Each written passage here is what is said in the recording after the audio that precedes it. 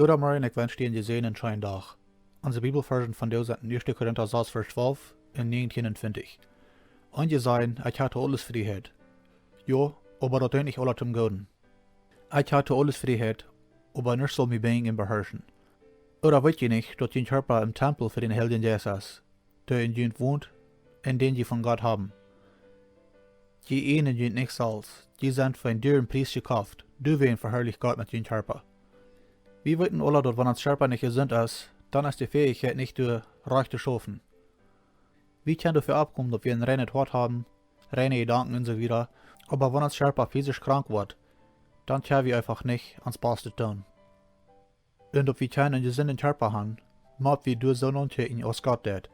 Im 6. Kapitel in 1. Korintherbrief lehrt Paulus uns, dass uns Kjarpa Gott gehören det.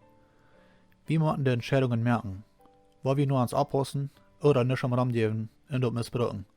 Nu, keiner von uns würde nicht heute angehen und anfangen mit der Fleet in der Schweinerei zu merken. Zum Beispiel, die Wegen mit Farbmosen und so wieder.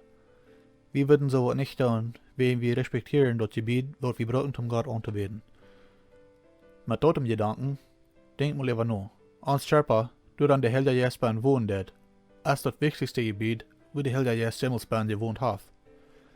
So fertig aber denken die Menschen, dass wenn sie ein Kjarpa misshandeln dann, oder du nicht rein mit umgehen dann, das ist ja einer Trouble. Aus dem niedrigen Trinken, oder Schmieden, oder zum Beispiel Auftriebungen, oder irgend andere ungesunde Angewohnheiten kommt, worin viele Menschen sagen, das ist mein Kjarpa, und ich konnte damit tun, was ich mit will. Die Bibel lehrt uns aber anders. Uns Kjarpa ist nicht unbedingt unser. Und wir wollen für die armen Entscheidungen, wo wir hier im Leben oftmals treffen dann, leiden machen, sündhaft seine Folgen. Wenn wir fertig für Jahren verhalten dann, frau Gott, auf heute was halten, reich mit dort abzugehen. Gottes Segen und hab wieder einen gesehenen Scheindach.